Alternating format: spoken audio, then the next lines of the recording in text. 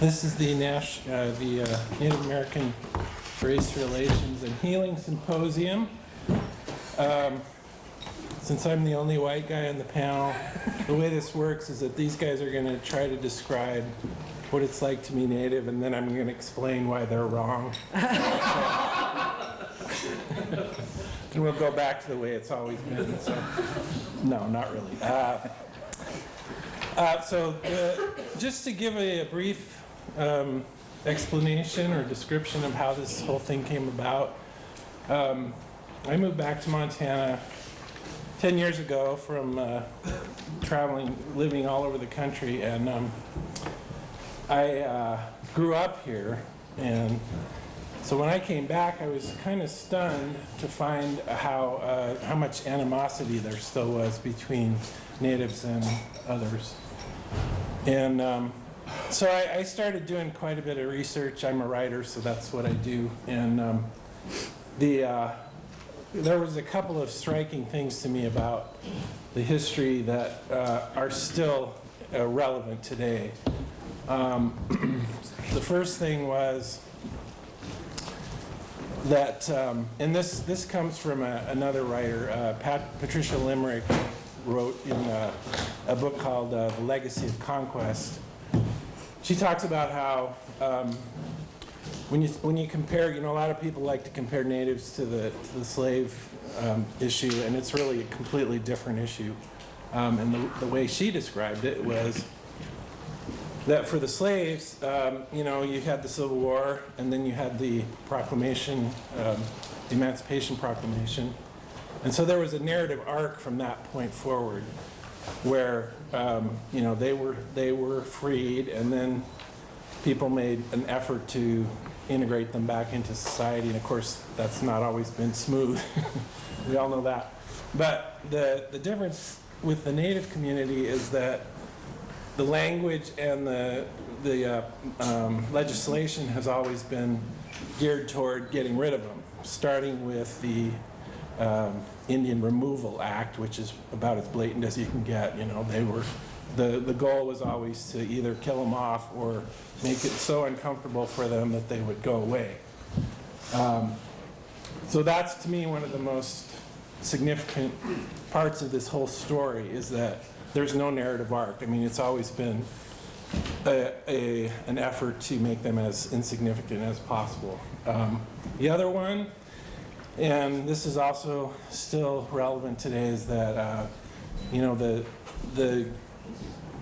from the time that settlers started coming here, there was always an effort on both sides to try to get along, but it was always interrupted by someone who had a bigger agenda, someone with power and money usually. And to me, the most significant example of that is when they ceded all the land in the Black Hills to the Sioux, said it was going to be theirs in perpetuity from that point forward. Then Custer and some of his cavalry members found gold there, and they decided that treaty just didn't exist. I mean, they didn't even try to pretend to use the law to skirt that. They just said, no, we're going to do it this way instead. So there's always been this situation where the people in control have pitted the natives against us, and it's a typical situation that still happens today, where we've got competition between two groups of people that aren't really as angry with each other as they might imagine if they sit down and talk. So that's where Adrian Jwart, my friend at the end here, decided that maybe one of the best ways to approach this whole issue was to start talking about some of this history, some of what's happening now, and actually having a productive conversation about how to solve it, rather than just being angry at each other. So that's how we started this in Billings about 1.5 years ago, and we've been having monthly lectures, and it's been very interesting what's come out of that. So today this is our first out-of-town gig, and we really appreciate you coming. So these are my panelists. I want to introduce everybody here. This is Neakshet Morning. Neachet, great morning. Okay, there you go. And he's a professor here at the U of M in Native American Studies. He's been there for over 20 years, and he's taught a wide variety of topics there. He's also a specialist in trying to rejuvenate the native languages, and so he's going to have a lot to offer about that. Evan Thompson is a lawyer in Helena, grew up on the Blackfeet Reservation. You can read more about each of these people on your program. Nick Singer works at ACLU Montana. She's been there since September, but she's already made a huge impact. And Adrian Jawart is a journalist, grew up in Billings, he's from Northern Cheyenne, and he's written a lot for the Native News. And, Indian country. What? Indian country. There you go, Indian country. So, welcome to the panel.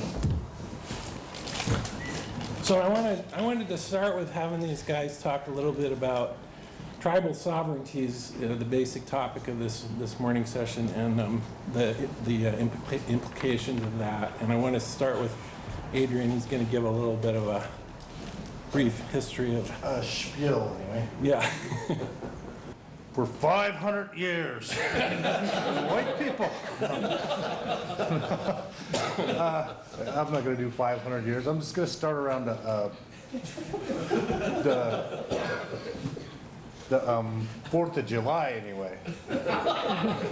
The very first, the Declaration of Independence. I actually wrote a piece on this. I'm just going to read some of it, But during their complaints in the Declaration of Independence, it actually says in there, he has excited, talking about King George, insurrections amongst us. He has endeavored to bring on the inhabitants of our frontiers, the merciless Indian savages, whose known rule of warfare is undistinguished destruction of all ages, sexes, and conditions. Pause right there. Does the most famous document in American history really state all men are created equal, then hypocritically claim right afterwards its first inhabitants are merciless Indian savages? Yes, it really does. And this founding document is more than a document written in the context of a bitter conflict. Consider, although Jefferson is most credited for penning this famous document, it was written by a committee of 5 people, including Benjamin Franklin and John Adams, and ratified 86 times by the Continental Congress before becoming official and signed. So this was a carefully mulled over phrase, and that natives would forever be considered savages in regards to their future relations in the U.S. Go figure, in Jefferson's rough draft, there's a statement in being indictment against King George III for creating and sustaining the slave trade, and he described it as cruel war against human nature, but he was overruled. So undoubtedly, the future of natives and their potential role in the U.S. was discussed at length. And the sentiments of them being Indian savages, not equal with Americans, would immediately be put to use in the war's aftermath, the Revolutionary War. Of course, tribes that fought with the British were naturally assumed as having forfeited all rights of the newly formed country. But even those allied with the U.S. would ultimately receive the same fate in spite of their loyalty. The Stockbridge natives of Massachusetts and other New England tribes like the Oneida spoke the same language of rights and freedom as the colonialists in the onset of the war and bled the same red blood for the cause. The Stockbridge sachem, or chief anyway, Solomon, I can't even read his name, but he said, "If we are conquered, our lands go with yours, but if we are victorious, we hope you will offer us just rights." All eastern tribes were later being caught in another white man's war after the horrific atrocities committed during the previous French and Indian War that included just a dozen years prior. But they knew the Revolutionary War would affect them nonetheless. They placed loyalties based on which side they thought would garner them the most lands back. In spite of the New England area tribe's sincerest efforts to aid Americans, Indian patriotism, this is a Dartmouth professor, named Colin Galloway. Indian patriotism did not earn people a place in the nation they helped create. For Native Americans, it seemed the American Revolution was truly a no-win situation. The Stockbridge and Oneida Friends who adopted the patriot cause found that Republican blessings were reserved for white Americans. Come on. Yeah, the Stockbridge natives, they helped out the Washington, and I mean they had huge casualties. They had so much casualties that all their women had to eventually start going with whites and blacks and stuff, because about most of their men of age were dead and stuff. And also the Oneida Nation, they're actually broken up. I mean, they fought hard for the Americans as well, and then they actually, like what Russell just said, they made it uncomfortable for them so much that they said, you know, screw this, and half of them took off to Wisconsin. That's why there's 2 Oneida Nation tribes. But anyways, so after that, in 1824, years later, all natives would be considered wards of the state under U.S.'s newly formed BIA. And that's tellingly, it was under the Department of War. So, you know, that's this, and a lot of that, preceding that was like basically the Supreme Court made it legal for them just to, regarding Indians, the doctrine of discovery logic, you know. It's like, well, we discovered this land, therefore it's ours, even though it says right in the bill or Constitution and stuff that you have to do treaties with them and stuff. But yeah, the doctrine of discovery is like, you know, well, there are already people here. Well, you're just an Indian, you don't count. But anyways, and war would always continue to be, is even peaceful tribes like the Cherokee who adopted the white ways would be forcibly removed from their homelands, while others were simply eradicated under the cloud of U.S. manifest destiny mind state. The thing about the Cherokee is they call them the civilized tribes. We all know about the Trail of Tears, but these were really, really successful communities they had. And I theorize, I mean, like they're a really successful community in the middle of Georgia, just really thriving, and they're really religious too. Like if you read their old Cherokee newspapers, they also wrote their own language and stuff, but it's like laced with biblical references every other paragraph. But then you had this really thriving native community in the middle of, surrounded by a bunch of rednecks, and of course it's a lot of animosity, and they kind of booted them out. And Andrew Jackson was, you know, very pivotal in that. What did he say? The Supreme Court was ruling in favor of the Cherokee. Then his infamous words were, Andrew Jackson said, he made his ruling, now let's see him enforce it. So, yeah. And then I'm gonna fast forward up to the Fort Laramie Treaty. That's what he was talking about, the one that was broken by Custer. Part of the Fort Laramie Treaty says, for each male person over 14 years of age, a suit of good substantial woolen clothing consisting of coat, pantaloons, flannel shirt, hat, and a pair of homemade socks. Oh, I don't have my pantaloons. I still never got those. That's so random. I see it in there. But anyways, yeah. I've got your pantaloons. The gist of it was they made that treaty from a strong standpoint. They basically they defeated, it was called Red Cloud's War. They kicked them out basically, because it was like one of the famous incidents was the Fetterman Massacre, because it's always a massacre when Indians win. But the Indians call it the Battle of 100 Soldiers slang. But he's the one who said, with 80 men, I could ride right through the heart of the Sioux Nation. But then he came up against Arapaho, Cheyenne, and Crazy Horse, and they were just like wiped out. And they had I don't know, they pulled out anyway because they're just getting their arses kicked anyway. And then that's when they made the Fort Laramie Treaty. When, like Russell said, then that was broken soon afterwards. And let's see, around that same time was another treaty called the Medicine Lodge Treaty, 1867, and that's important because there's this 1903 case, Lone Wolf versus Hitchcock, and that's what came of it was like, oh, he's going off. Well, this Lone Wolf guy was what was he? Kiowa. Yeah, and then he's going off that treaty and said, well, this is what it says. It says it right there. But one of the main things someone was saying earlier, they can just take a Indian law, we just kind of make it up as he goes and just borrow language from another one, but it said Congress had plenary powers over Indian affairs. So basically, total control. I mean, that's why they can make it up and just go along and just as they go. But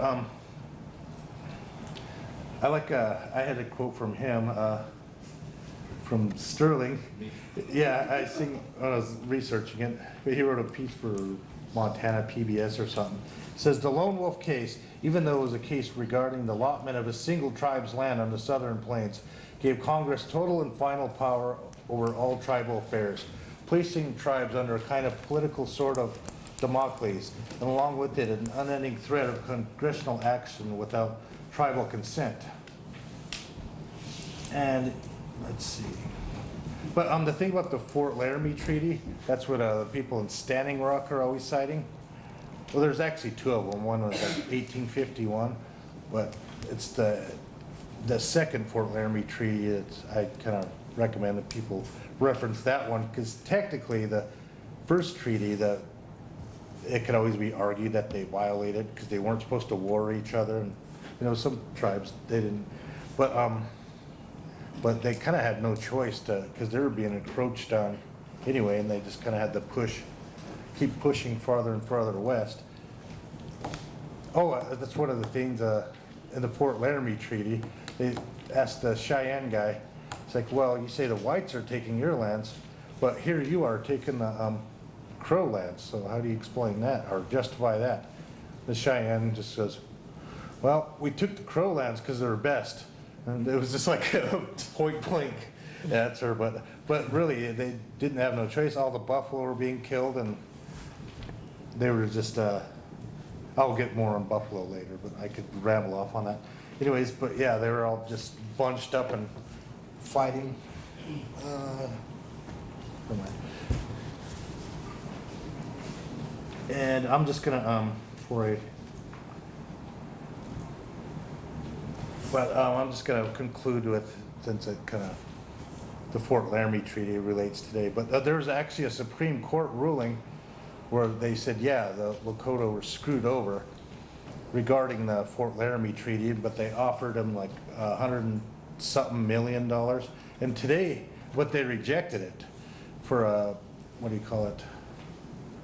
Kind of like when people get, what's that called when people get per cap payments, like for the sweetgrass?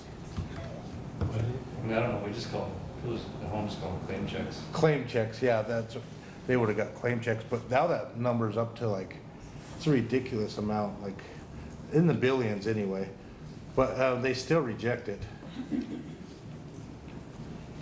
And another thing about tribal, this is what I have to say. Last thing I'll say is in the 60s, they started really asserting their rights. It was the Washington Fish-ins, where they're fighting for their salmon rights and stuff, and a lot of them were getting arrested, and it's pretty making news and stuff because a lot of celebrities, Marlon Brando in particular, were going over there and supporting the cause and everything. But but they're always comparing it to the Black Civil Rights Movement. But that's one of the only people I noticed that pointed out was Hunter S. Thompson. He's the one who pointed out that it's like one thing the media was there, kept comparing it to civil rights naturally, but the black civil rights. But Hunter Thompson, and even though you could tell they didn't like each other, the Indians didn't like him, or those Indians anyway, and vice versa. And he as much said so in his work, but he said one thing he wanted to make straight was they weren't trying to fight for their rights or get rights, said they're fighting for rights that were already there and guaranteed to them in treaties and stuff. And, yeah, and around that time also, there was I swear I read it in a book, but, there's a nuclear negotiation treaties with the Russians back then. And then, the things is, well, you gotta trust us, you gotta trust us. Well, how do you know you're being honest? You gotta trust us. That's what the Russians were saying, questioning their honesty. And then some guy comes out, big old stack of papers, boom. Said, these are all the treaties, nation-to-nation treaties you broke with your Native American tribes. So why should we trust you again? And, that was a good checkmate for the Russians, I guess. But and then one of the things that orchestrated some of these guys probably go off further on it, but the rights legislation, I forget what it's called, Indian Self-Reliance Act or something. Anyways, some 70s laws were made, but those were almost in direct regard to the Alcatraz movement. And AIM gets a lot of credit for it, but we met some people that were there. One of the guys that couldn't come today, he was actually there, like within there in the first week. But the other gal, she was there the first day, but her story was funny because she starts off with, they're showing up on the boat. They kind of knew they were coming and everything, but they're ringing the bell, the guy that was there. Ding, ding, ding, ding, the Indians are coming, the Indians are coming. He's gonna kill him, but he was like, it's like, oh, was he mad at you? And I'm like, no, he was expecting us. He just thought it was cool to say that, but yeah, they had a really good, that was the first Standing Rock type movement where there's a lot of tribes getting together, and there was a really self-sufficient community there. They had schools, hospitals, and experts and whatever, and it was like running like a really smooth little utopia. And then, but eventually, people started, like criminals and stuff were common and more drug use. But by then they'd accomplished their goal and got the attention of the presidency and started getting legislation veered towards their way. But yeah, someone said that AIM gets a lot of credit, but they didn't show up till months afterward, like I described. And said they're like marching around all militant, and then she's like, whatever. But I don't know. But yeah, but AIM, I don't, with all the respect they do to bring a lot of issues to the forefront for Wounded Knee and all that.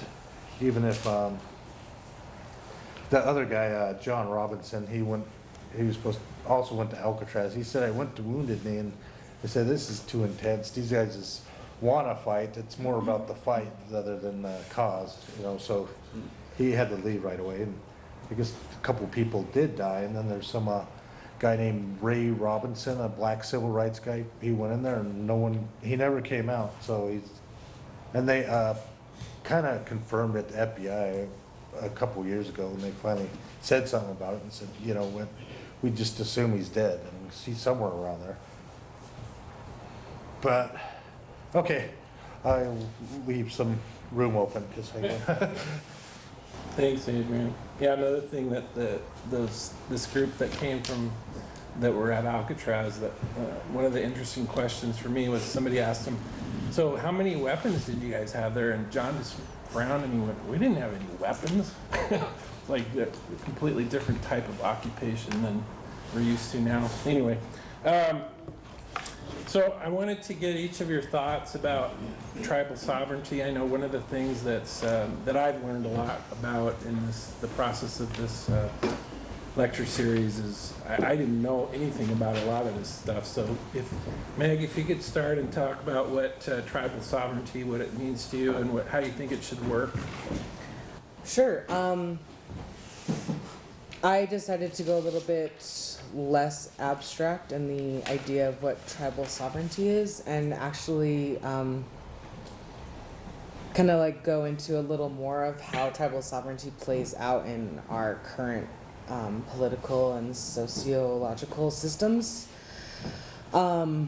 which I'm sure my fellow panelists could go into a little bit more into what tribal sovereignty is as a Native person, but I work for ACLU, and so my work deals with figuring out where civil liberties have been infringed, and so there's a system in place, and that system is dumb, but it's really important to know how that system works so that you can learn it and fight it and have it work for your advantage. So the Commerce Clause of the Constitution gives Congress the power to regulate commerce with Indian tribes.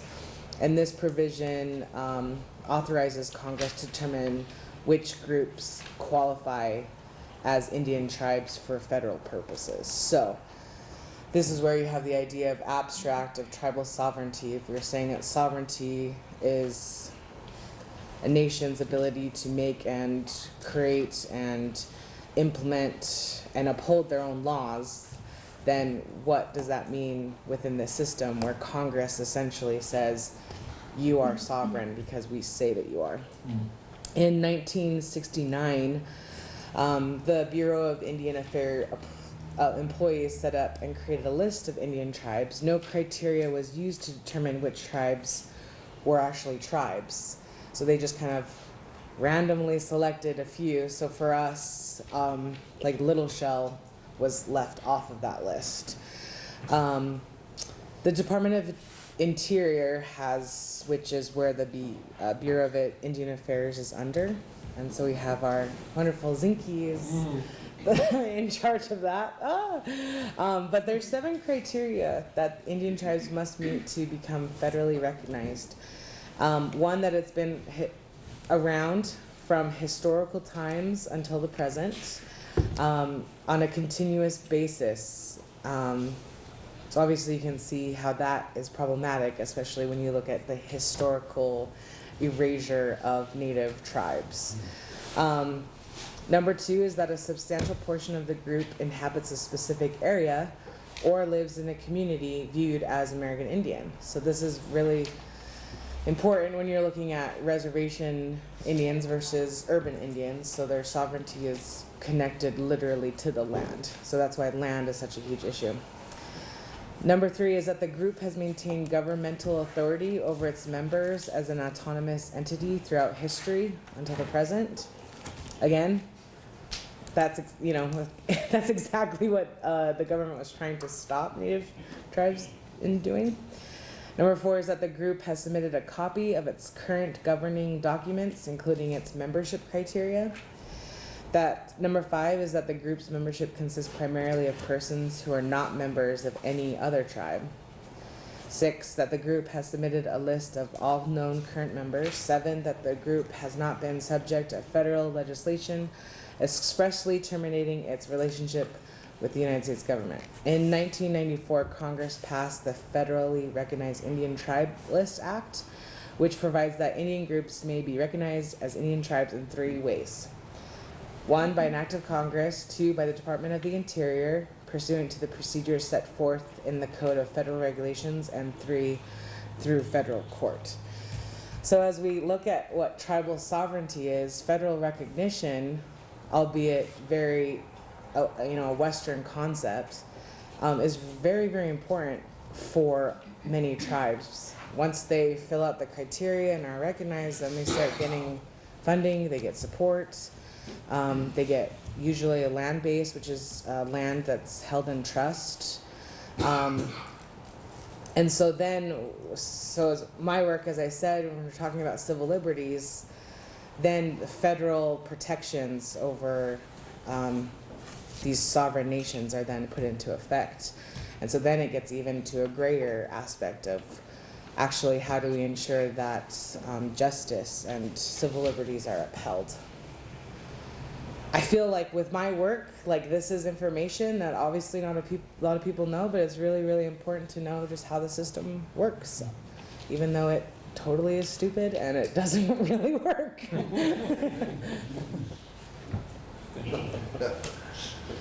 Sure. So I think, one thing that's important is to define sovereignty. What is sovereignty? Meg alluded to this, but it's the inherent right of a nation to govern itself, to create its own laws and be ruled by them. And I think it's also important to know the source of sovereignty. As I said, it's inherent. It's not something that's given to tribes. It's something that they have always had. And it's recognized by the fact that from its inception, the United States has entered into treaties with tribes. You don't enter into treaties with social groups. You enter into treaties with nations. And so, anyway, it's an inherent right. And I think there's 4 major elements of sovereignty. You have to have a people, a land, a governmental structure with laws, and I think the 4th and most important is an economy, a sustainable economy, because without, or just a way to feed your people, I mean, there has to be some way to sustain on your land. Now that's sovereignty. I think tribal sovereignty is a little bit different at this point in our history. It's been degraded by congressional acts and by U.S. Supreme Court decisions which have taken certain aspects of sovereignty away from tribes, such as the ability to enter into treaties with other nations, the ability to exercise jurisdiction, both criminal and civil, over non-members within reservation boundaries. So the way I kind of think of it is, it would be kind of like if you went into Montana State Prison and you gave all the prisoners the keys, but just to the cell doors, not to the outside. Go ahead, you guys can determine what time you want to eat, who you want to beat up, who you want to throw out, but you can't leave. And so that's how I kind of view tribal sovereignty. It's been degraded.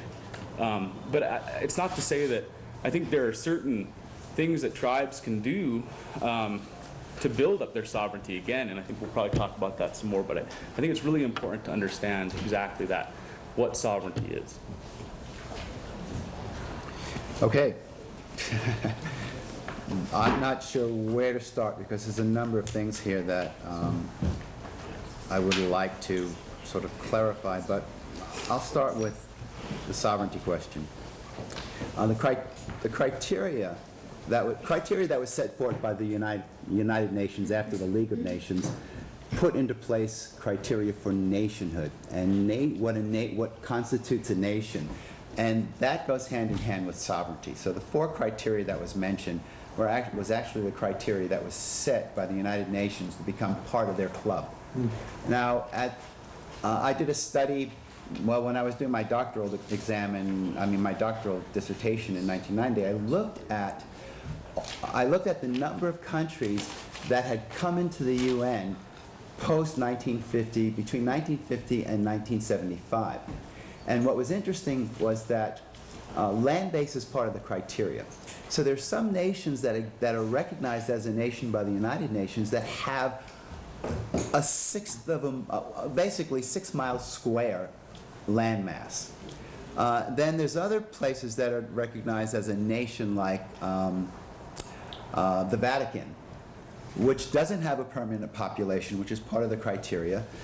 They have a set of rules in the form of like a constitution that decides how they're governed, and they don't have a permanent population, which is also part of the criteria. But they're recognized as a nation. The Holy See has none of that. They're recognized as a nation. But one of the interesting things was that 30% of the reservations in the United States had a greater landmass than 30% of the nations that are recognized as the United Nations, plus they have all of this criteria. They meet all of the criteria. So the thing that becomes, to use a big word, salient, which I didn't want to use, but anyhow, I'm sorry, that's the professor coming out of me. But anyhow, the thing that's important here is that the sovereignty has been diminished. And when we look at how that's come about, that's come about in degrees. It didn't come about in one fell swoop. It came about in small degrees, and it came about in small degrees when the United States realized, oops, we have a problem here. We need to deal with this problem. We've got a loophole that we got to close. Now, the thing that becomes most interesting, if we jump into Canada and look at Native nations in Canada, and look at what happened when the Canadian government found a big loophole. So prior to the turn of this century, and it may still be the case, there was an indigenous people who were the last true fully sovereign people in North America because they fell under no treaty. The Canadian government did not know they existed. That's the Lubicon Cree. And the Lubicon Cree in the 1940s, realizing they didn't fall under the Indian Act, which controlled everything that defines what an Indian is, they erroneously wanted to put themselves under the Indian Act. And I entered that whole thing when I was living in Canada with talking with some of the people there saying, you don't want to do this. You are the last sovereign people. You want to maintain that sovereignty. And so the thing that happened was the Lubicon Cree filed a caveat because there were two parties that were interested in the same area, land area. Now, that was in 1973. At the same time, in the Northwest Territories, there was a similar act that was happening, a similar court case that was happening. And the Supreme Court judge up there sent a message down to the Supreme Court judge in Edmonton, who delayed the case for a year, waiting for that judgment. And he said, well, in the Northwest Territories, the Land Act is different.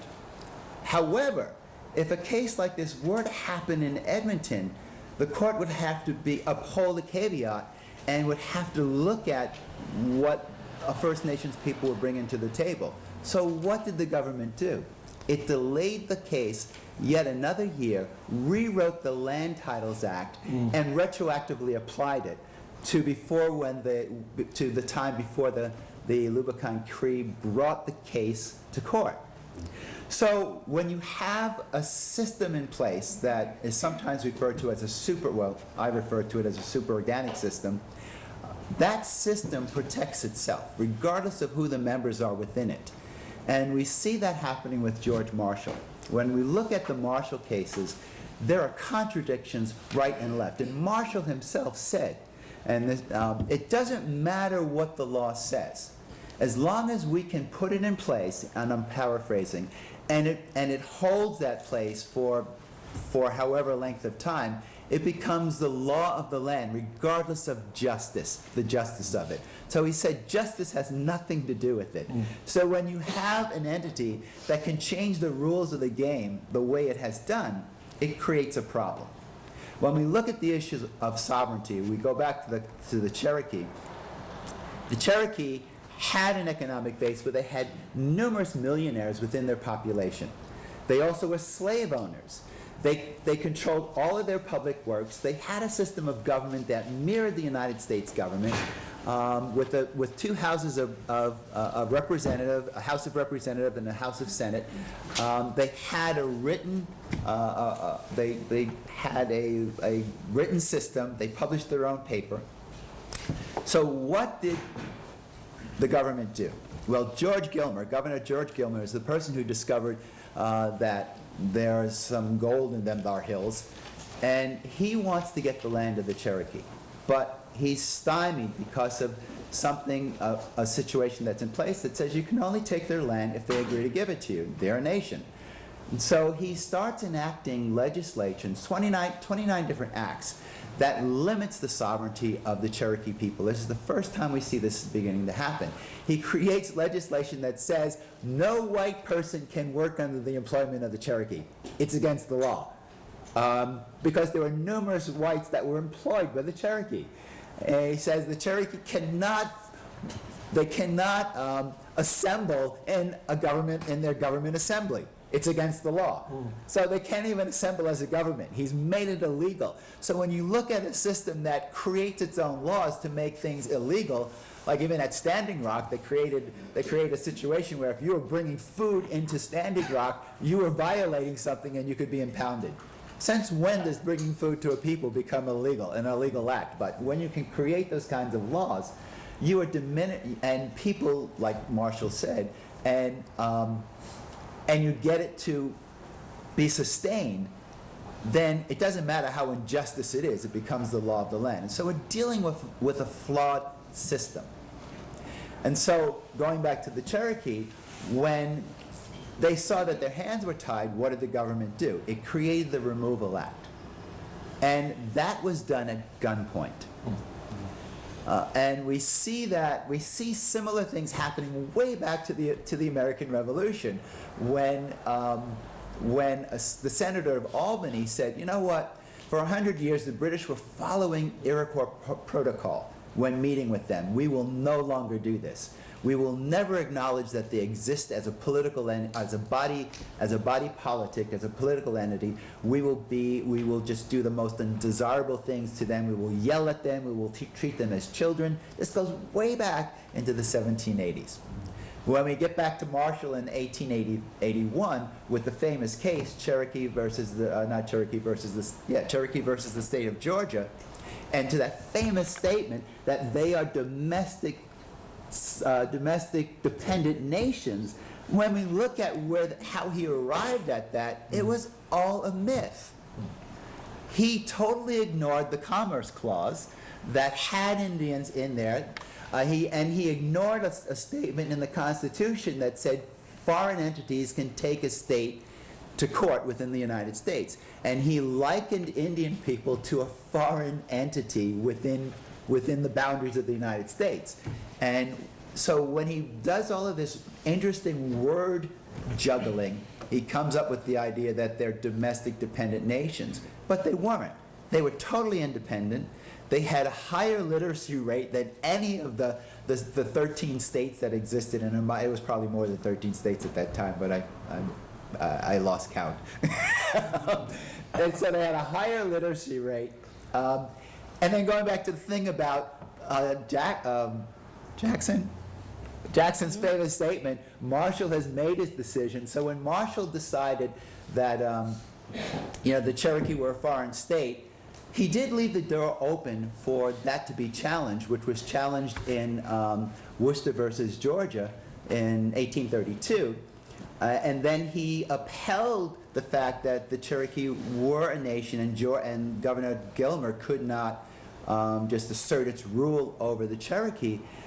But he left it there because the issue was not about Cherokee sovereignty. It was about state rights versus federal rights. And the Supreme Court, as a legal entity, was trying to put itself, which it was supposed to do, as a representative of the federal government to consolidate all of these states that believed that they had absolute sovereignty, to consolidate them under one central government, to say, you fall under this government.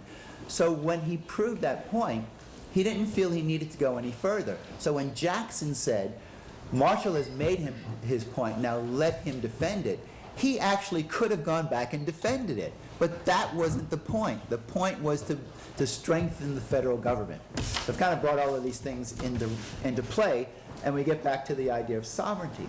Sovereignty is a word that we find in the English vocabulary. It is an English concept.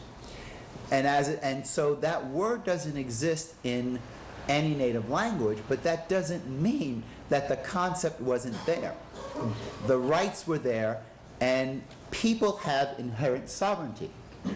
And any laws that a government puts over a people can only hold force as long as the people allow them to. And where we see those things breaking down the most is when we see revolutions. The French Revolution, the Russian Revolution, the Spanish Revolution, and the American Revolution against the British. So we've seen all of these revolutions. And as Evan had pointed out, we are not in a position, even though we still maintain the right to declare war on the United States, that hasn't been taken away legally yet. We could, as a nation, declare war on the United States, but we can't sustain that war because we don't have the manpower. There's a lot of other things I can go into, but one of the last things I'll say before I follow up with other things is the Lone with Kagama case. In that case, in that situation, we see the government violating its own laws. So the men were out hunting, and they come in because they want to acquire land, and so they put this to a vote, and the only people left to vote are women. Now think about this: women hadn't legally gained the right to vote, and people under the age of 19. And when it came to a vote, less than something like a fraction over half the population carried the vote, which goes against the 2/3 rule majority. And they went, oh, it's done. And in the Kagame case, the famous thing was that because you are wards of the state and we are your benefactor, it doesn't matter what we do, we're doing it in your best interest, even if we're trying to kill you. Actually, that brings up one last case, the Clatsop and the federal acknowledgement.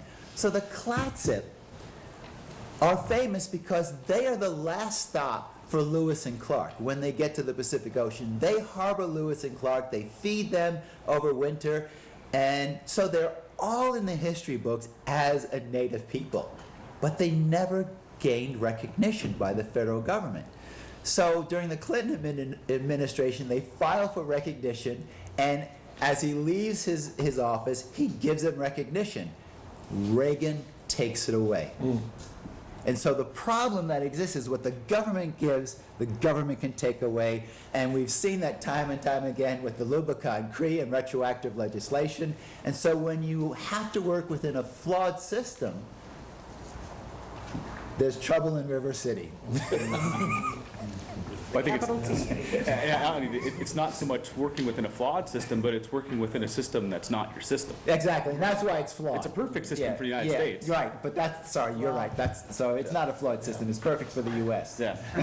It's just an unfortunate place to be in for tribes. Yeah, so I rest my case. Well, I think the perfect follow-up to that would be your question, Evan, which I'm going to ask you first. So that given that tribes do not enjoy full sovereignty as domestic dependent nations, is there anything that tribes can do to regain certain aspects of sovereignty they have lost, or build upon and expand the sovereignty they possess now? Yeah, I think there is. One thing to come back to, it's somewhat of a foundation for this, is that I think Adrian mentioned, is that, Antonin Scalia has said on a couple occasions, once here at UM in 2009, when asked about Indian law, he said, well, Indian law, we just make that up as we go. So, I mean, you're dealing with a legal system that can create law through the common law, through court rulings, and also can, as you said, go back retroactively through Congress and pass congressional acts.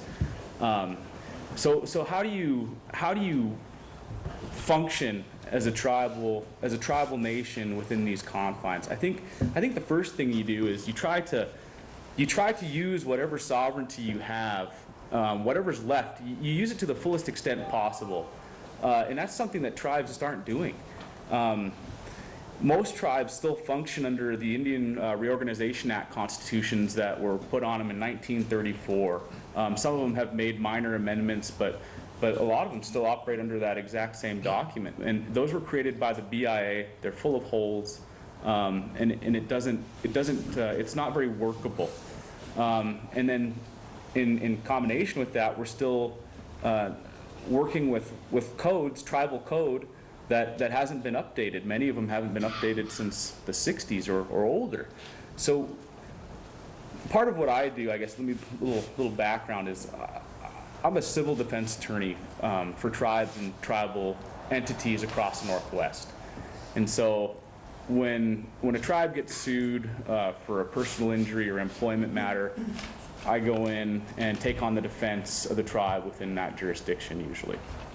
And so I get the opportunity to look at various tribal codes and deal with them. Many of these codes, like with civil procedure, the rules of the road, there's so many holes in it that you often don't even know what you're supposed to do with it. You go in and you make the best arguments you can and hope that the tribal courts uphold it. So one thing I think that tribes really need to do is exercise their legislative powers. We need to be creating law. In a lot of tribes, at least in Montana, the idea of creating law is passing a resolution on a Band-Aid basis. We got a little problem, so we're going to pass a resolution to try to fix it, rather than creating a substantive law through in the form of an act, which is comprehensive to the issue they're trying to address. Instead of just putting a Band-Aid on something that, putting a Band-Aid on a large cut that needs stitches. So I think the first thing to do is to create and build upon the legal structures that tribes have to make them workable.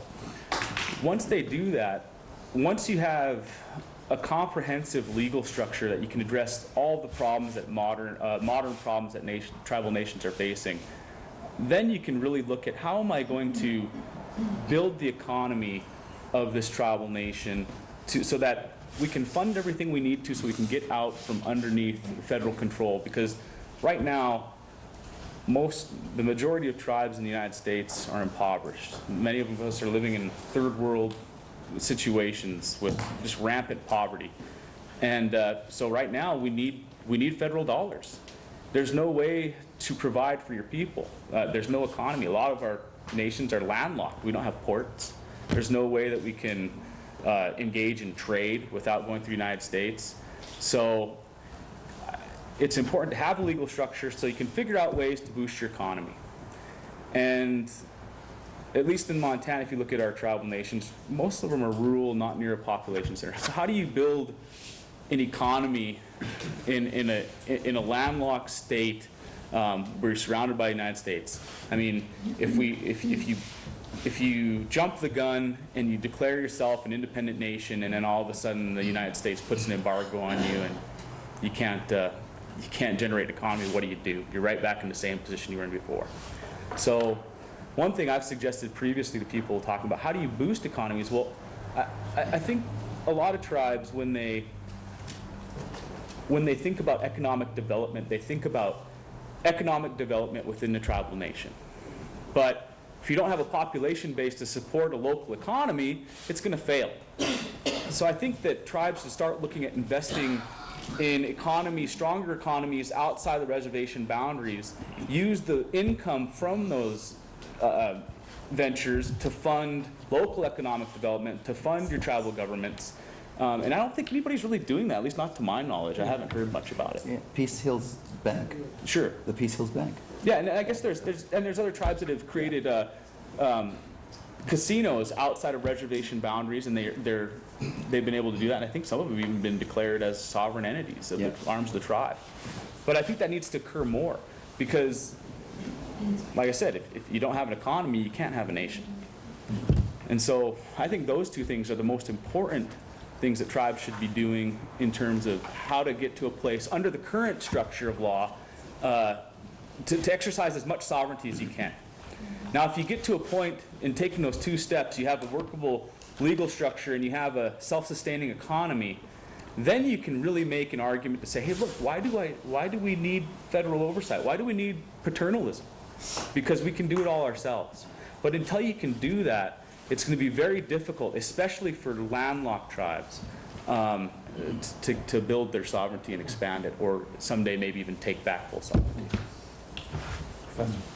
So Peace Hills Trust is a native-owned bank. And when the Alaska Native Settlement Claims Act was being put in place, well, it was put in place, and then it had a moratorium period. The whole thing was kind of interesting because the Alaska Natives lost 90% of Alaska, and what was put in place were these corporate boards that they really didn't understand at the time, but had to get on a very fast learning curve. And so one of the things that was created in a lot of things didn't work right, but one of the things that was created was Peace Hills Trust. And I'm hoping I'm getting some of this information right, the core is right.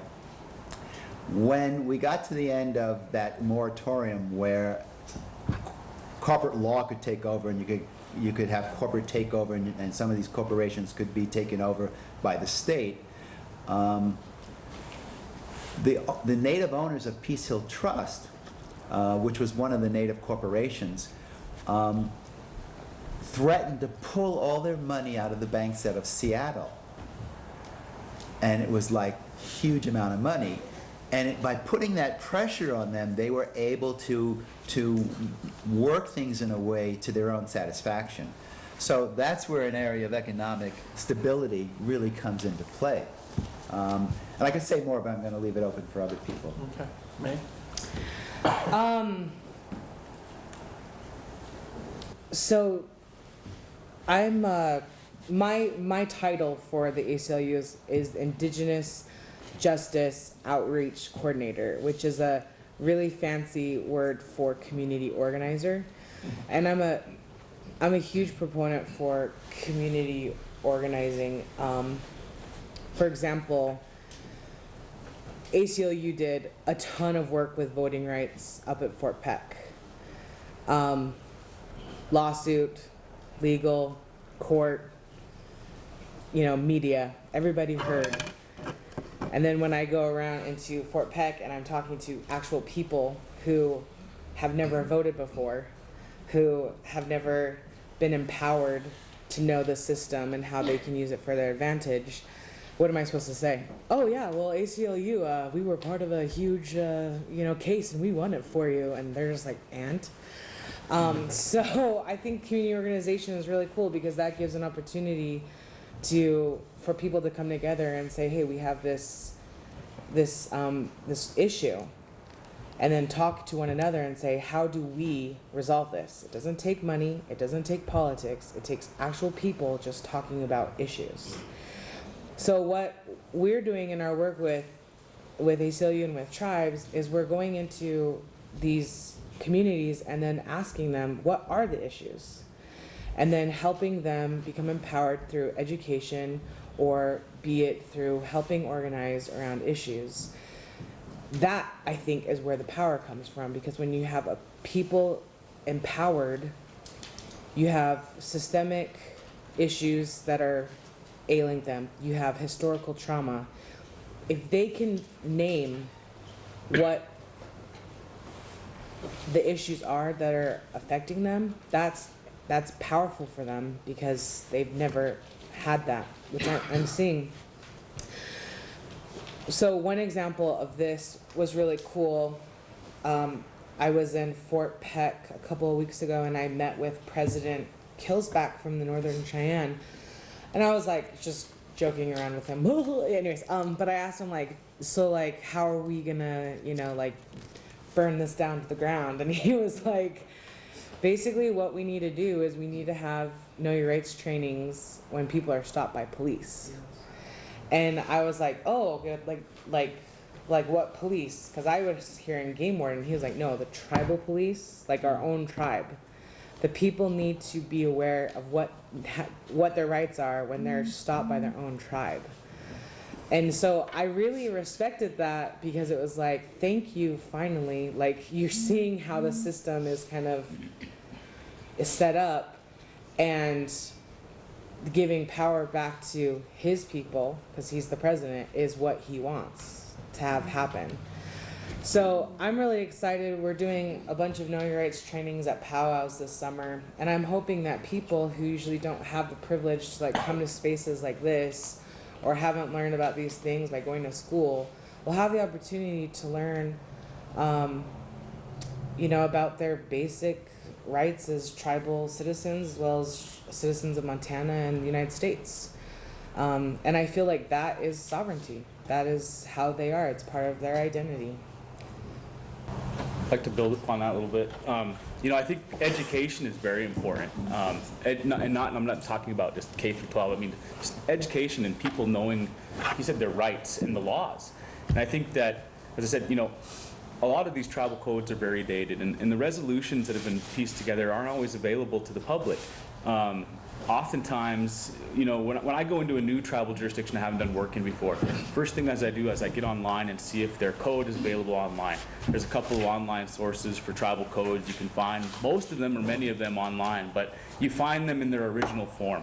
So if there's been resolutions or anything that's changed or amended the law since the time that version of the code is available online, you really aren't aware of it unless you actually go to that tribe and go to their legal department, go to their records department and say, hey, do you have any other laws that have been enacted after this code was put in place that are controlling? I mean, one example is I went over to, had a wrongful termination case over at in Salish Kootenai, and their code was silent on it. So I went to the legal department, and well, they actually have a wrongful termination act, but unless you went to the tribe, I mean, you wouldn't have known about it. If you hadn't asked about it, you would have never found it.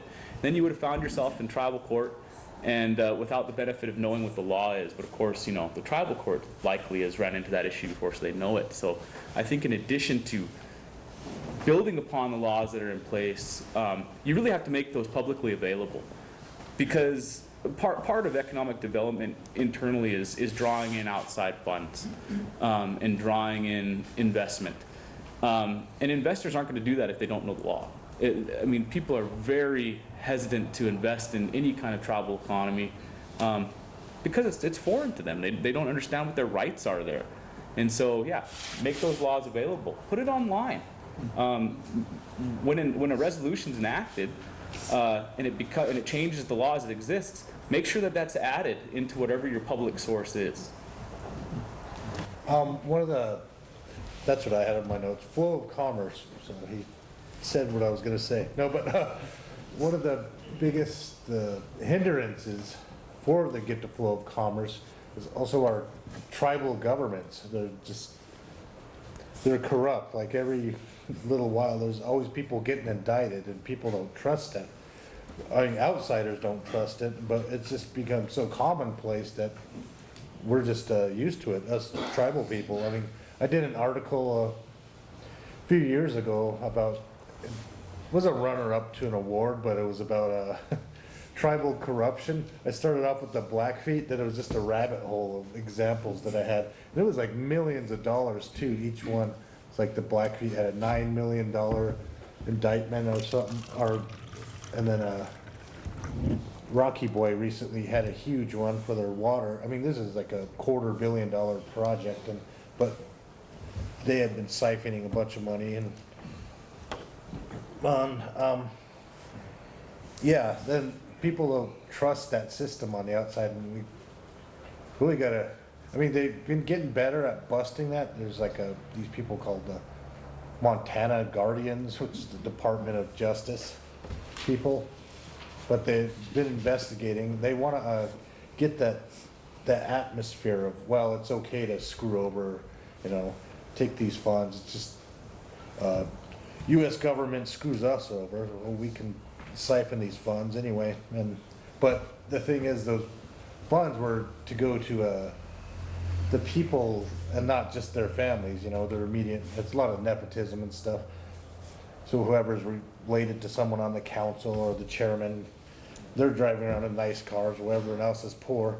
And other examples are just things like one tribe got a grant for $1 million to help combat meth, and that's to use for treatment and everything, and treatment or whatever, run meetings and stuff, give people that want to quit an option. But all they basically did was print kind of a lot of bumper stickers. If you go on the res 10 years ago, that said, "Don't mess with me." But that's about the only thing they did with this $1 million, was print some bumper stickers.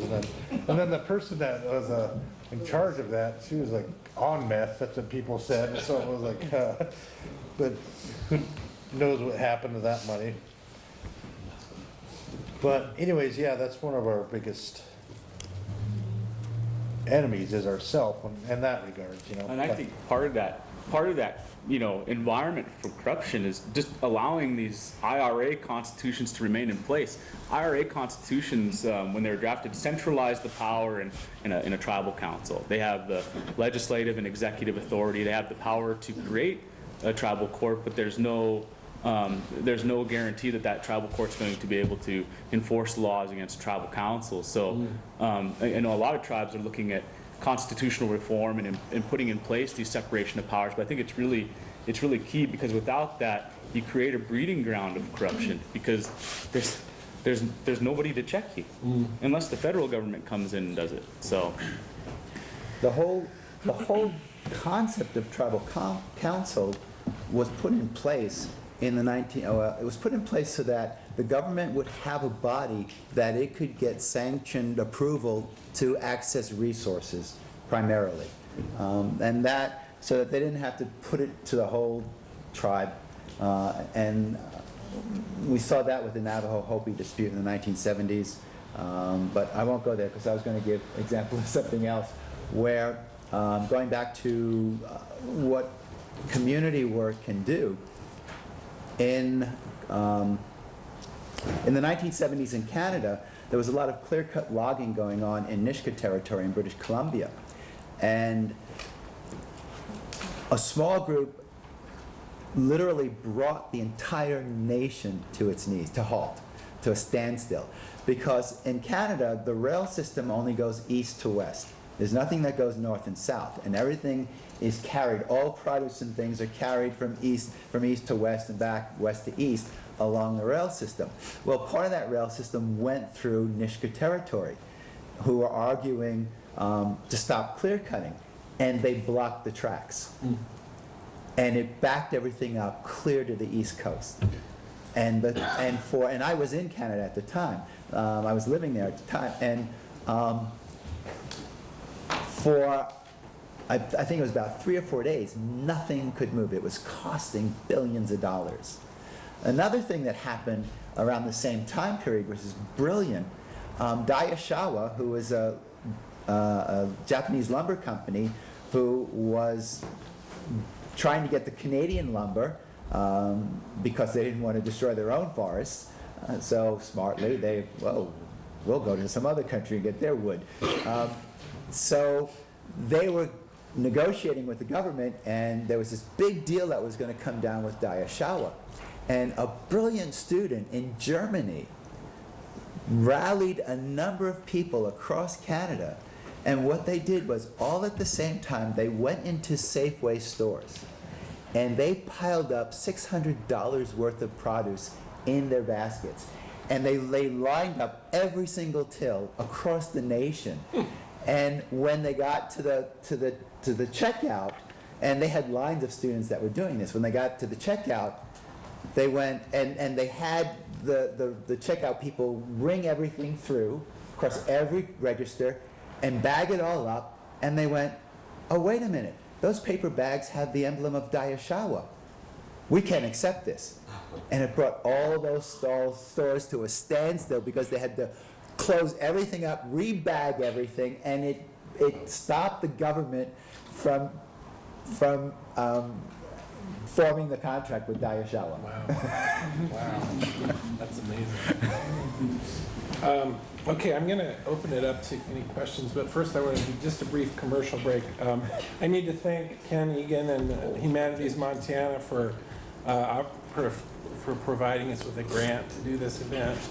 And I want to thank Garth here at the bookstore. You guys buy some books.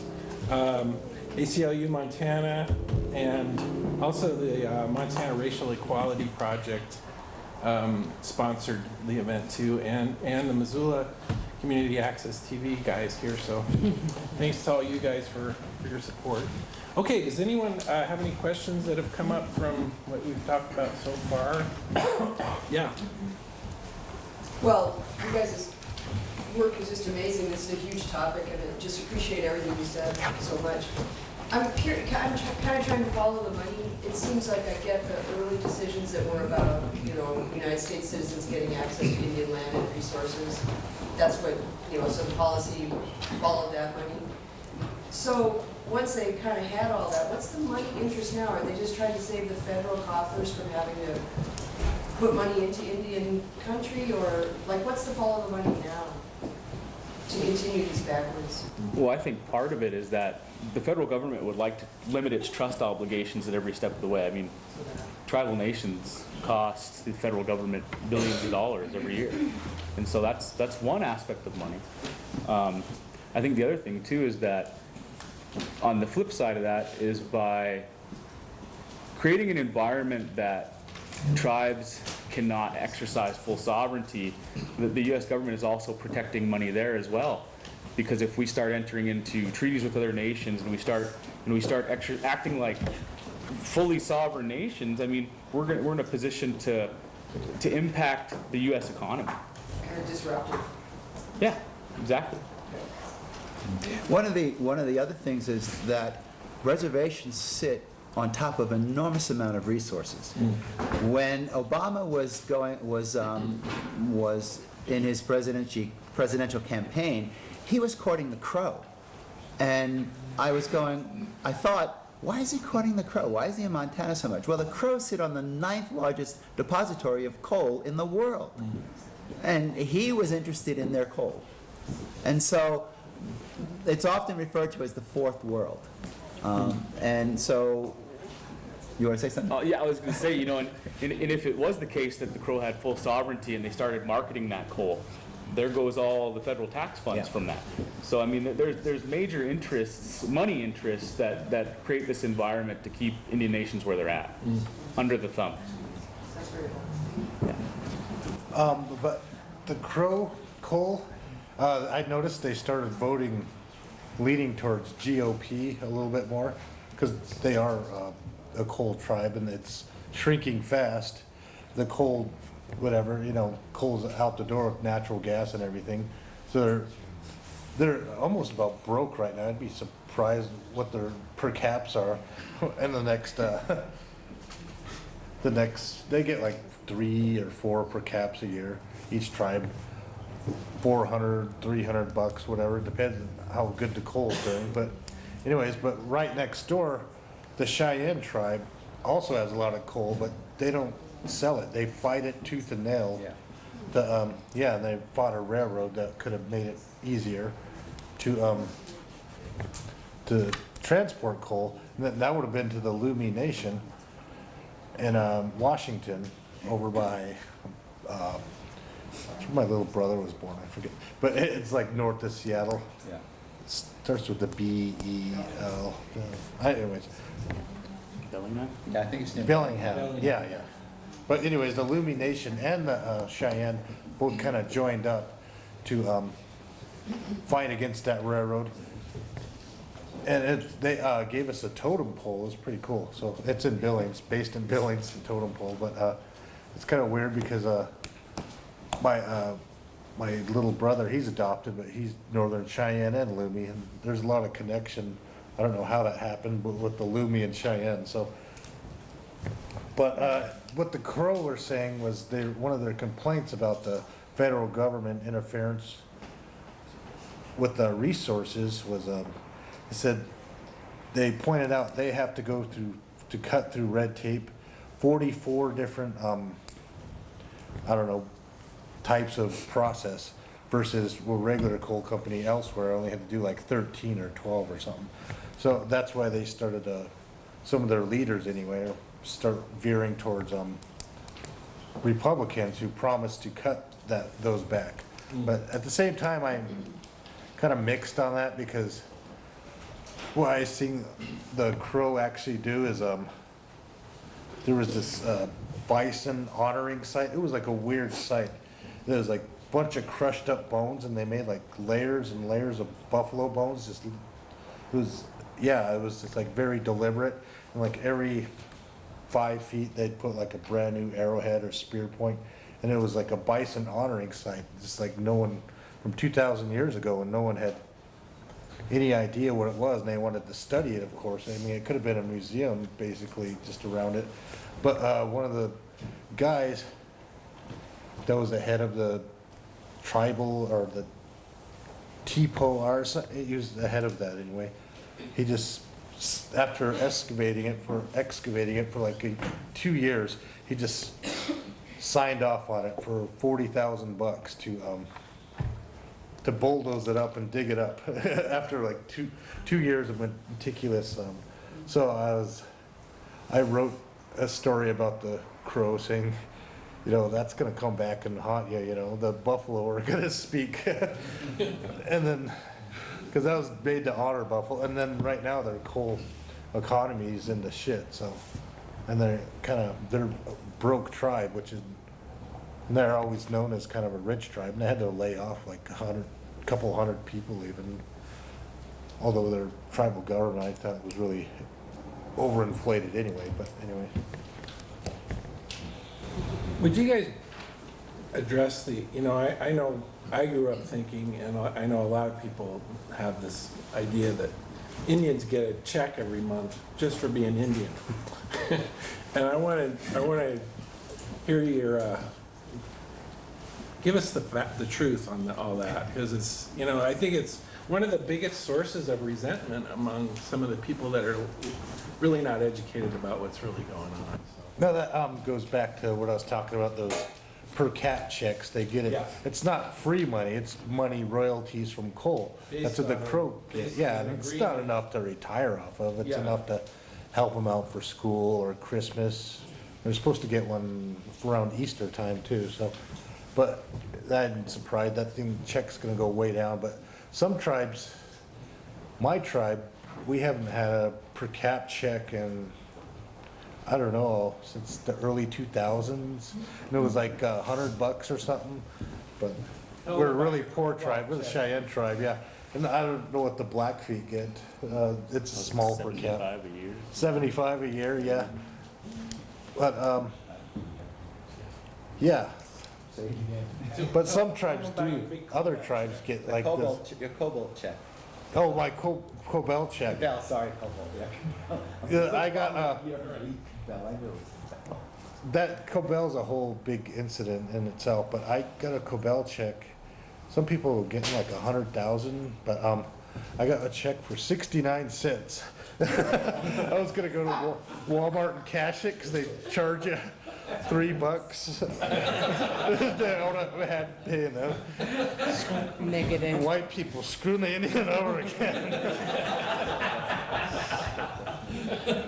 But, yeah, one tribe that does get a lot of, our monthly check, a lot of those casino tribes, because they have money, but, the Wind River tribe, I noticed, it was 15 years ago or something, last time I checked, but they were getting like 800 a month, so the, That's not the case anymore. That's yeah, nothing. because the economy, yeah, are going way down, and oil prices are down, so. But yeah, that's a lot of people just, hear of one tribe and they just go off that. And that's how all tribes are, whereas, I'd never gotten a, And there's another question over here, but real quickly is that, I think one important thing to understand is that when individual tribal members receive a per capita check, the source of that funding, it comes from the tribe, it doesn't come from the federal government or the state government. Right. I think it's important to make that distinction, because most people think, oh, you get your check because you're Indian, because the federal government gives it to you. No, that's not the case. It's Right. whether your tribe has been successful in managing its funds and has enough to pay out to the membership.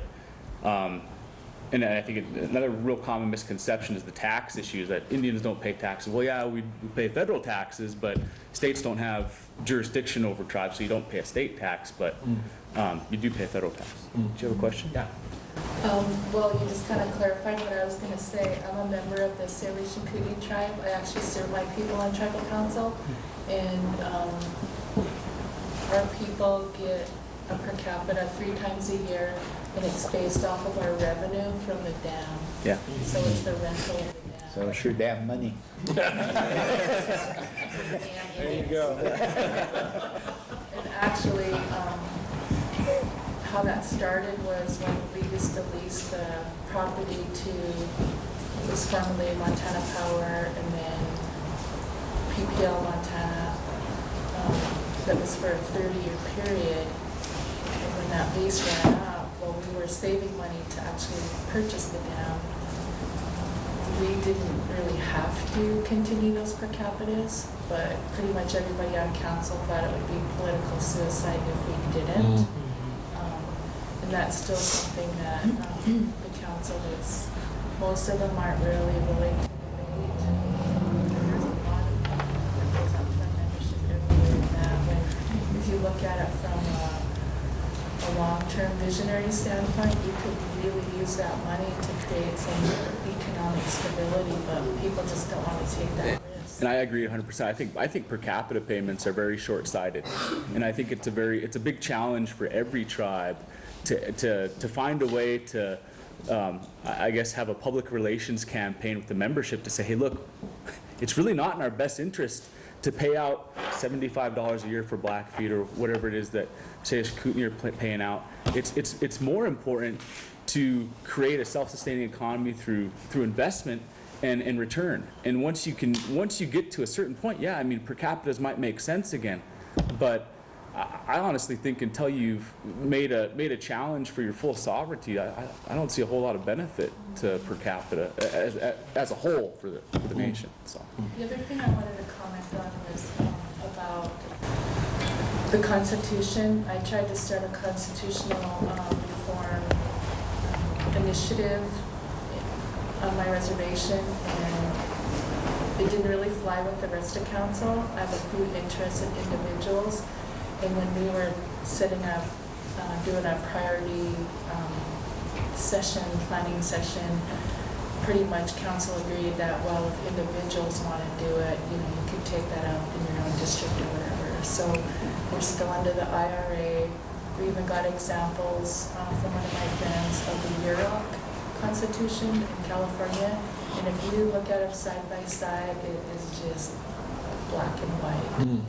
Yeah, it was boilerplate. Here's a constitution. If you look at the Yuroks, you can tell because they redid theirs in the 90s, and it's from the heart, it's from the people, it's from their traditional values, instead of this EIA mandated, template, whatever. So, but it's not, it needs to be done in my opinion, but if you're one person on tribal council, you're one person, and you have to get the support of, people to do that. Oh, it's really easy to point to solutions. It's very difficult to implement them. That's where community organizing gets involved. Yeah. We should talk. Yeah. You have a question? I did. I guess it's a question, a statement before a question. So essentially, I work with the appeals court with Coronation, that's Upsalica, and I actually just finished an opinion, and so it'll be probably sent out next week. But the question is, it dealt with subject matter jurisdiction, and essentially what tribal courts do, and I guess this is a question for any of you, is that what I saw in working on that case is that practitioners, meaning attorneys or individuals that come before tribal courts, essentially don't assert subject matter jurisdiction on behalf of their clients. And so I think that part of that is this power that tribal people have, and also it expands tribal sovereignty. So I guess my question is, how can we implement that in regards to practitioners that appear before tribal courts to actually assert the rights of tribal people that tribal courts do have jurisdiction, albeit that there is federal laws and there's United States Supreme Court laws that talk about and have made decisions on subject matter jurisdiction. So I know that's a huge subject. However, I guess I just wanted to see if anyone would tackle that in regards to how it is that tribal practitioners, attorneys that appear in tribal courts can assist, even if it's pushing it to the federal courts, because that's what happened with this case. I think applying common, I think I'm understanding the question, but with subject matter jurisdiction, I mean, whether or not an individual attorney or a party has set facts before the court that establish the subject matter jurisdiction of the court, I think the court has an independent obligation to assess its own subject matter jurisdiction. Under the common law, that would be how it would work. And so I think the most important thing is to make sure that the court system understands when it may and when it may not exercise subject matter jurisdiction over a case, and then if the parties don't establish facts in their pleadings or otherwise assert why jurisdiction is proper, I think the court should address that on its own initiative, sua And just a sponte. quick follow-up, I guess part of the challenge is that at the appeals court level, which I'm sitting on, is that we're hoping that happens at the trial level. And so definitely, if there's more of that going on, so we don't, but we're sort of a check system. We send it back and say, But you're the also court does have subject matter jurisdiction. But you're also the highest legal authority for that jurisdiction. So if the court hasn't addressed it, through your written appellate opinion, you can take the opportunity to say, hey, look, lower court, this is what you need to be doing every time, and then you have precedent. And so once you have that precedent and the tribal court doesn't do it, it's very easy to go back again, and if it happens again, and say, look, you failed to follow established precedent, you need to do this every time. And I think eventually the lower court judges are going to get it sick of being overturned or being admonished by the appellate court. And likewise with the federal court, because Montana versus Crow, U.S. Supreme Court case has never been overturned, although it's been challenged, and there are federal court rules that are federal court opinions that have been established. But anyway.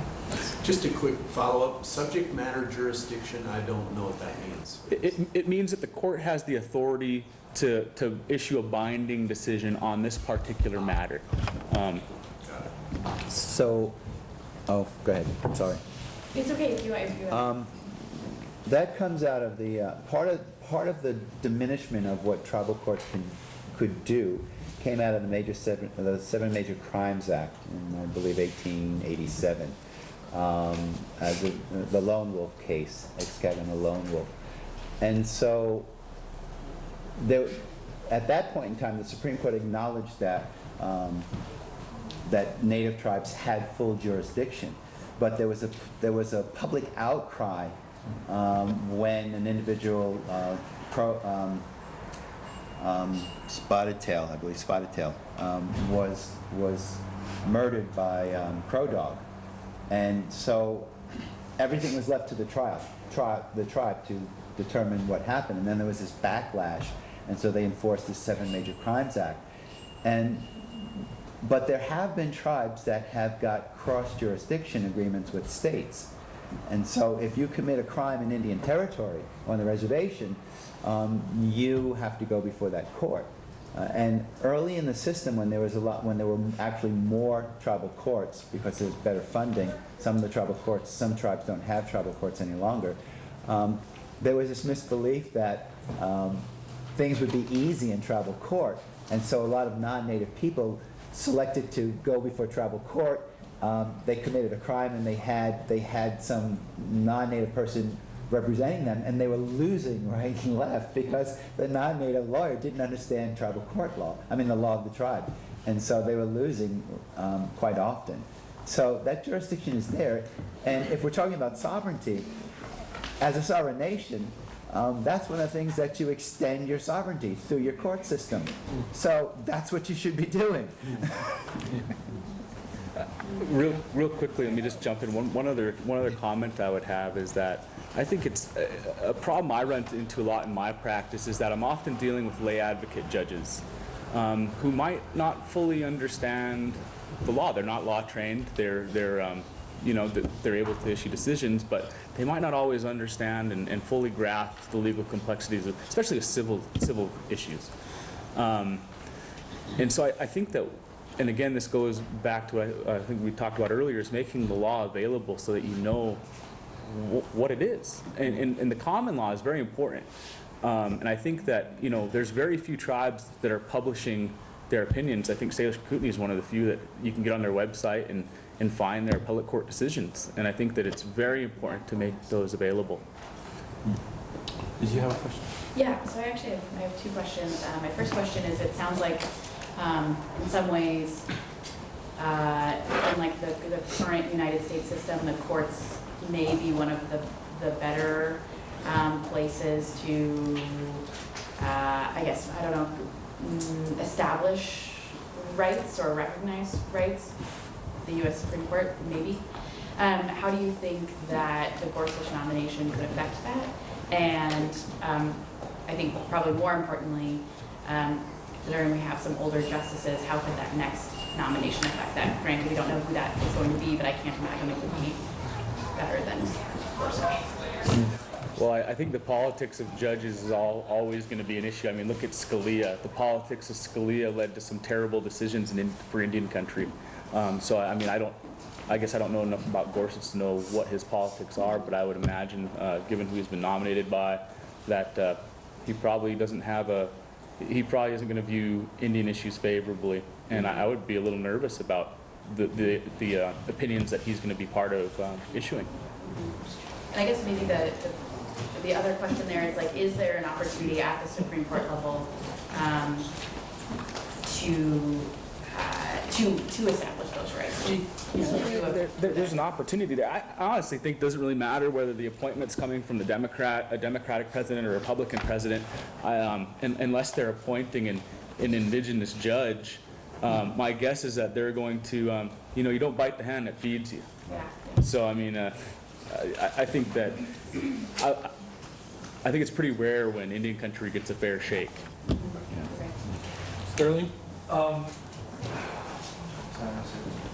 So, no, because I've had conversations with Evan over the past couple of years about how he approaches, I guess, tribal sovereignty from a practicing attorney point of view. And you've said some really interesting things in the past, even though I would never, this will be the only time I'll ever admit that publicly. And I'm being generous when I say really. But I'm wondering if you could talk for a few minutes about what your basic philosophy is in terms of how you practice law in relation to tribal sovereignty, given the fact that what has already been discussed is that regardless of what kind of case you're working on, you are always in America's court. And even like the tribal court system itself is like a mirroring of America's justice system. And like, given those sorts of facts, like what does it mean to you to be like? How do you approach practicing law, knowing what the importance of sovereignty is for the continued existence of tribal nations? The primary issue I run into that involves sovereignty is sovereign immunity. Let me back up a second. When I first go into a tribal jurisdiction, my biggest concern is I'm always representing the tribe or tribal entities. I don't typically represent individual tribal members, but when I think I go in with the approach that I need to respect this jurisdiction, these laws, the way that this tribe operates. I can't think of it as, I can't go into Chippewa Cree Tribal Court and practice law like I practice in Blackfeet Tribal Court. You have to have that respect for where you're at and understand that, look, this is a distinct nation, distinct laws, distinct practices.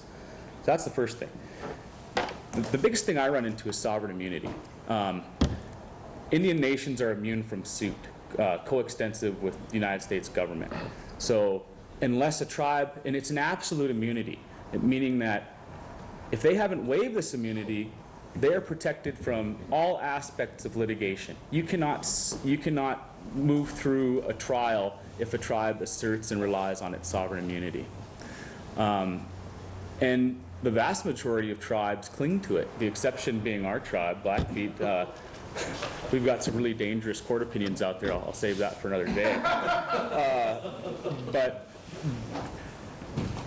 So when I go in, my first step in civil litigation is to ask the tribe, would you like to rely on your sovereign immunity as a defense to this claim? Probably more than 90% of the time they say, yes, we'd like to rely on it. So I move to dismiss the case based on sovereign immunity. Sometimes a tribe may offer a limited waiver of sovereign immunity. Sometimes I think the limited waivers they offer are dangerous too, because I think you have to put various elements in it to make it the most limited possible, so that a court that may later interpret it, a non-tribal court that may later interpret it, doesn't find any holes in it to say that this is a bigger waiver than they had intended. So now on the flip side of that, when you assert your sovereign immunity and you dismiss a case, that means that the person that's been injured, whether or not the tribe was wrong, is precluded from any recovery. There is no ability for them to address they may have been wronged. The tribe may have wronged them. And there's no ability for them to ever have a recovery. And that's unfortunate, but I think it's very important, because do you weigh the individual tribal member's interest against the nation as a whole? It's a very difficult weighing, but I mean, at the end of the day, I think you have to err on the side of protecting the tribe as a whole. because if you become financially insolvent, you've done a disservice to your entire membership. One case comes to mind is I'm handling the defense for a tribe in South Dakota, and they had an explosion in a housing authority unit. 4 people died, 3 people were severely injured.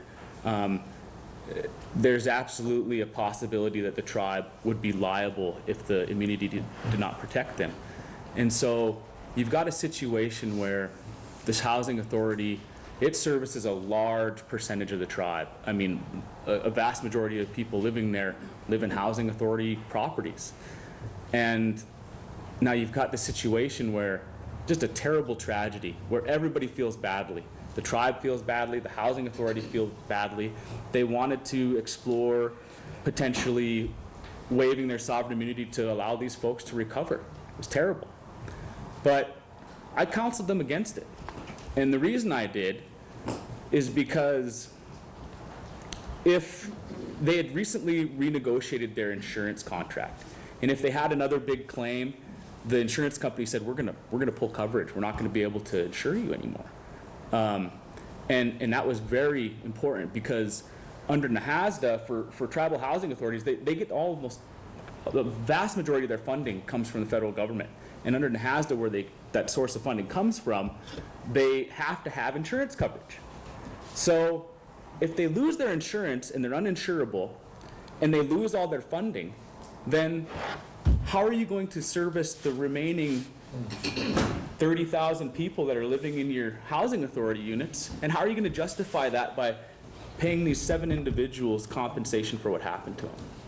It's a very difficult position to take, and it's something that, I don't wear the white hat often making that call, but it's important because you need to think of it as a whole and how that decision is going to impact the tribe as a whole. Meg, did you have anything you wanted to cover that you haven't?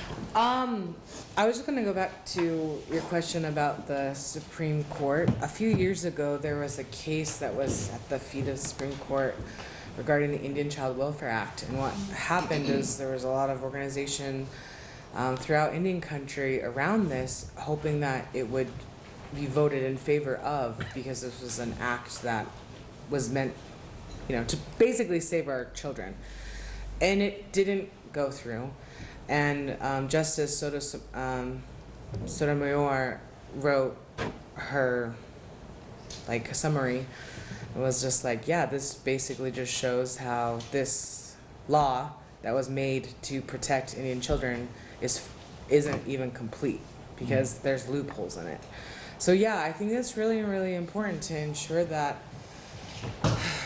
when we're talking about lobbying with legislation and policy, we're so marginalized, we can't even assume that an R or a D or an I or a progressive or a green can really understand what it actually means to be Native and to know what's important to us. Everything's important to us.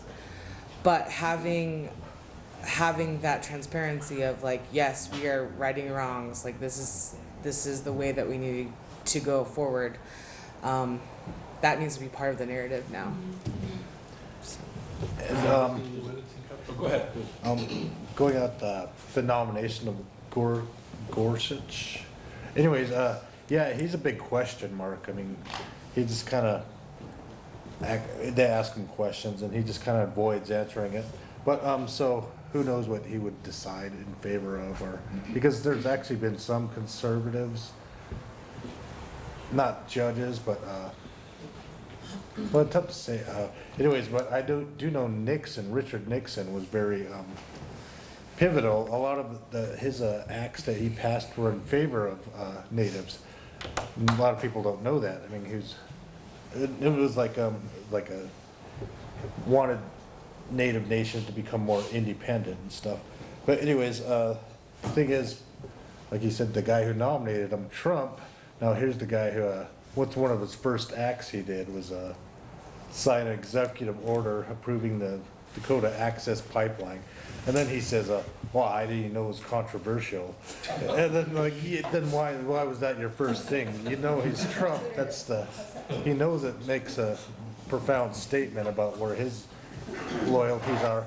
And also, Trump, he has a long, interesting history with natives, starting with the back east casinos and stuff. And one of his infamous remarks was, well, those people, they don't even look Indian to me. But it wasn't because they looked white or anything. It was because they're, like I said, back then, a lot of those tribes integrated with blacks, runaway slaves, and black people in the area, just because their tribes were so decimated, the men were and stuff. So, but yeah, he was always worried about them competing with his casinos that were flopping and stuff. And then, but in the early 2000s, or might have been late 90s, but anyways, he actually helped get a state tribe, or he was trying to get them federally recognized. It was basically, he was gonna throw money down to help them get federally recognized, and it's like a lot of money to go through all that, like 400,000 or something. But that was an exchange. If they got a casino, he would be part manager or something. So it was kind of shrewd or something. But anyways, the tribe did get recognized, I think. But the thing was that they had a big fuss and blow up with Trump, and he sued them and they sued him back. But anyways, it was just basically they just ended up winning their cases against each other. And it was just evened out, so no one really owed anyone. But yeah, then he was kind of, Trump, had a lot of grievances against natives because of that. And you can see it with the disdain. He says Pocahontas, Pocahontas with Elizabeth Warren. So you can see his attitude there. But there's also another tribe in California, around the LA area, or Southern California anyway. He was trying to get involved with the casino there. He's kind of overed in on it. He heard they're going to put up a casino, and Trump just kind of showed up and said, well, I'm going to help them do this. But they just kind of shook his hand and everything, but they're like, because someone said he would get Trump involved, but they weren't really authorized to do it.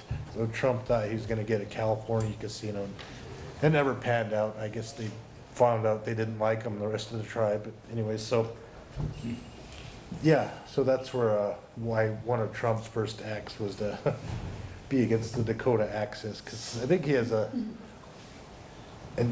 animosity towards natives, and he's also spoken like kind of mocked our sovereignty. I seen a quote by him. He's like, "Why are they called sovereign?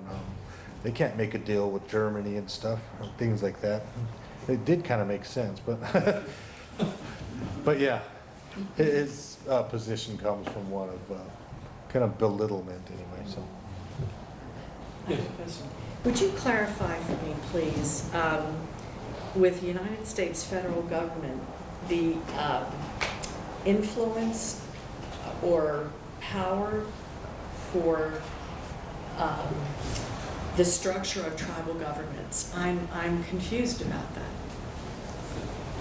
Well, I think the influence is that, I mean, you have to remember it, tribal governments are very new. In terms of nations, we're probably the youngest nations in the world, some of them. I mean, very few are younger than tribal nations. And then on top of that, the structures we're operating under are foreign. I mean, these are not traditional legal structures. So they were thrust upon tribes because they said, hey, tribes, you need to have a legal structure. Here's a constitution you can live under. We think it'll be good for you.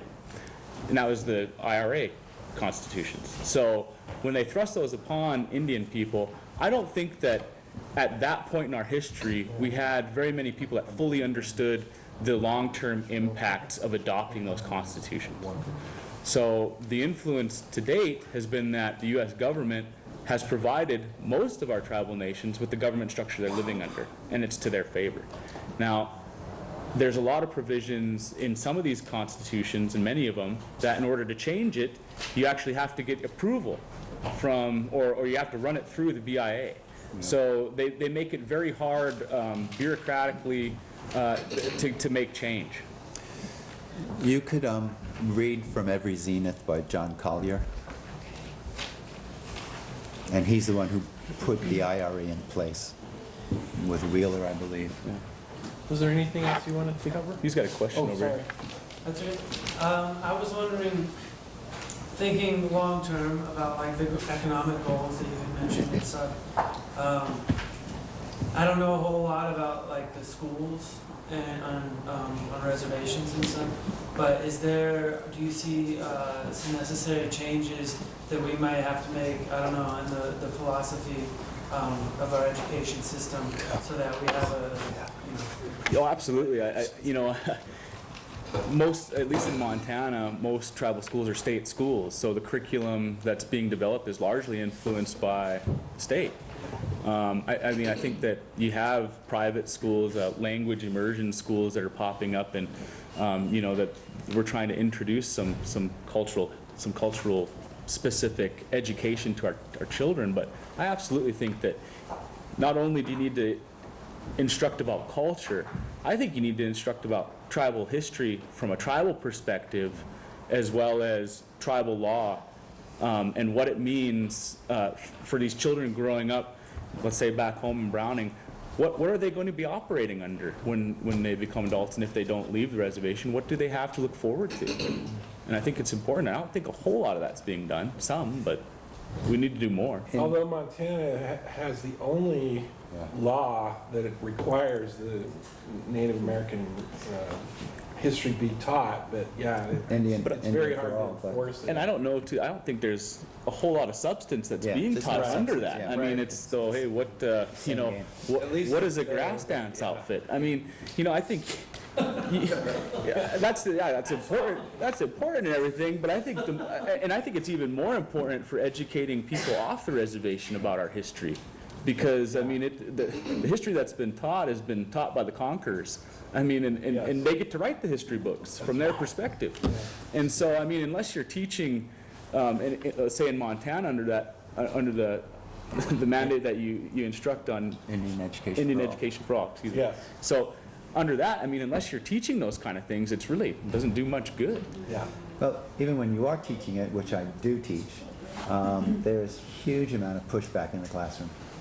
I teach about 8 different classes at the university. Culture is expressed through language, indigenous people in global development, contemporary issues among indigenous people, Indian health, global Indian health and healing, and there's several others. And as soon as I start showing this other side, all of a sudden I'm being prejudiced. And I go, wait a minute, you have lived up, you've grown up under this side, and I'm just giving you the other side, and no one has ever said that that's been prejudice, but now all of a sudden I'm prejudiced. Well, and I think it's important because this is the Indian education for all is really one of the first steps in creating it. So of course there's going to be pushback because you've got hundreds of years of indoctrination into this is what history is, and well, hey, you might want to challenge that a little bit and at least give both sides of it. Right. And speaking of history, I didn't want to choose it. Go ahead. There's someone here from Bozeman. Who was it? Oh, I thought it was going to be after. Okay, well, fine. But yeah, we're going to talk about legislation in Columbus. Let's just let her ask her question and then. So I work for the state, and one of the things recently that I heard, and so I have a directive to work with tribes. That's in my job description. And so the way that I've been viewing it is to assess and go around and meet the community leaders and find the people who know the landscape and are able to then inform me about what the needs are. But one of the things that I heard recently was that, the state just sends people out in Priuses and go around and they don't make actual relationships, and to me it seems really true. And so I guess my question is, one, what's the educational piece? Like, what can be done to, I guess, specifically for state workers who are working with tribes? What do we need to know when we're doing that? What does that look like, or what do you want to see it look like? And then I keep thinking about having either some kind of training. I know there's the yearly training that Jason Smith does, but I don't think that that's enough, especially in a state where there's just so much that can be done and just so much room for, I don't know. So I guess it's kind of open-ended, but I wanted to throw that out there because I think it's not being done. Yeah, I spoke at that last one that Jason did, and it's not enough to do a year. And I think though that what you said was exactly what should be happening, is building relationships with the tribe and the community members, and identifying the stakeholders in certain issues. I think that there's a lot of mistrust as well that you cannot be overcome unless you actually put forth the work. 'Cause when I do my work, people are like, wait, are you from the state? And they don't want to talk to me. And I'm like, no, we're actually not from the state. We're actually most of the time against the state. And they're like, oh, okay, I'll talk to you. Cool. So yeah, there's a definite mistrust there. I think I'm always a huge advocate for education in any form that it comes from. Like places like this are great, reading great, but really it comes down to just cultivating those relationships that you already have and just asking, working to deepen them. I think that should be a best practice that's taken across. So you're, yay, on the right track. So are you in charge of developing curriculums? So it's Are you involved in that? It's specifically expanding apprenticeships. So when you, like the economic development piece, and when you talked about coal, the interchange symposium, they target specific issues. They just had one on Coal Town. And there was a representative from the Crow tribe there who talked about how that's their main source of income. Darren, Yeah. Okay, one last question. I just wanted to say, from a tribal perspective, I think it needs to be done on a agency to tribal level. So there's 8 different nations in Montana, tribal nations in Montana, that we would need to work with on a one-on-one basis because we're very unique. And the subject matter is really specific depending on what state agency you're with. For example, I used to work for the Forest Service, and we did a cultural awareness sensitivity type thing with the Forest Service, which is going to be really different than if it was with like parks, or a social service agency, or OPI, or whatever. So, what did you say? But you couldn't get around the Indian child welfare, so that's what you did. Okay, we're gonna have another session for 1-3, and I'm gonna predict that one's a little more lively.